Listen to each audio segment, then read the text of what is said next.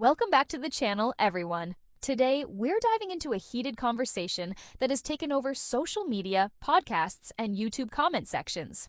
The idea that Nintendo might be losing its identity with the upcoming Switch 2. This discussion kicked off when Shuhei Yoshida, the former PlayStation executive, made some critical comments about Nintendo's next console during a podcast interview with Easy Allies. His words sparked intense reactions from both fans and critics. Honestly, a lot of this stuff feels like tribal console war nonsense. But the more I've watched the discussion grow, the more I've realized no one's really breaking it down from both sides. So here we are. Let's get into what Yoshida actually said.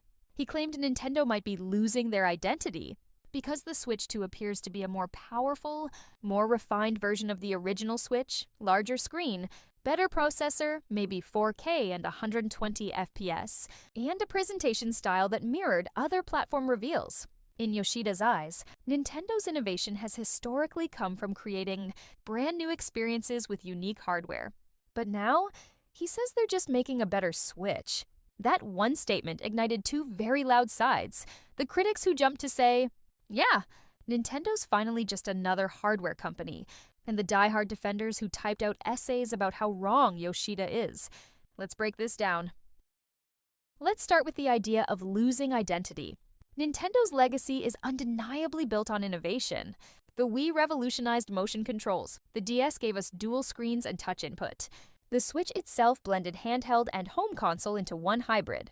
So, is the Switch 2 abandoning that tradition? Well, if we look at it purely from a hardware evolution standpoint, then yes, Switch 2 sounds like a refinement rather than a reinvention. But here's the thing, innovation doesn't always have to mean hardware gimmicks.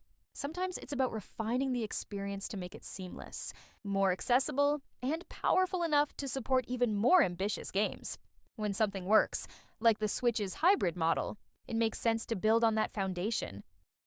The original Switch sold over 140 million units. You don't throw that blueprint out. That's not losing identity, that's maturing it. Now let's be real. If anyone's had an identity crisis since 2019, it's PlayStation and Xbox. PlayStation went from dominating with single-player, story-heavy titles to chasing the live service trend, then realizing maybe that wasn't such a great idea. Xbox? Whew! They've been bouncing between everything is Game Pass, we believe in the console, and now we're putting exclusives on rival platforms. Compared to that, Nintendo has stayed the most consistent. Even with a more powerful Switch 2 on the horizon, their heart is still in their software. That's the true core of Nintendo, not the tech. Not the specs. It's the games. Mario, Zelda, Splatoon, Animal Crossing. That define their identity. Not whether the next console uses a stylus or motion controls. And while critics argue that Nintendo is conforming by introducing a console with modern specs, we have to consider their audience. Nintendo isn't aiming for just the enthusiast crowd.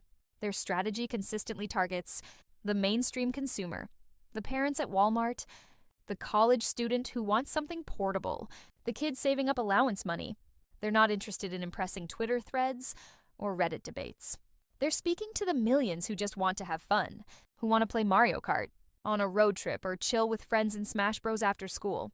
So, when someone like Yoshida, who has done great things in gaming, says something about identity, it's worth listening to. But it's just one perspective, and the market has a much louder voice. So, is Nintendo losing its identity? I don't think so. They're evolving. Whether or not you agree with that evolution is up to you. But don't confuse innovation with reinvention. Nintendo is smart. They see what works and they double down. The debate will continue, of course.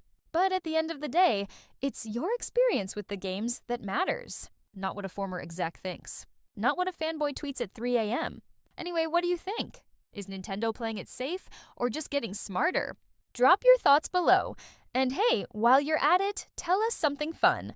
What game are you playing this weekend? Watching WrestleMania? Planning Easter with family? Be sure to like, share, and subscribe if you enjoyed this breakdown. And hit that bell icon to stay updated. Thanks for tuning in, and as always, we'll see you in the next video. Later.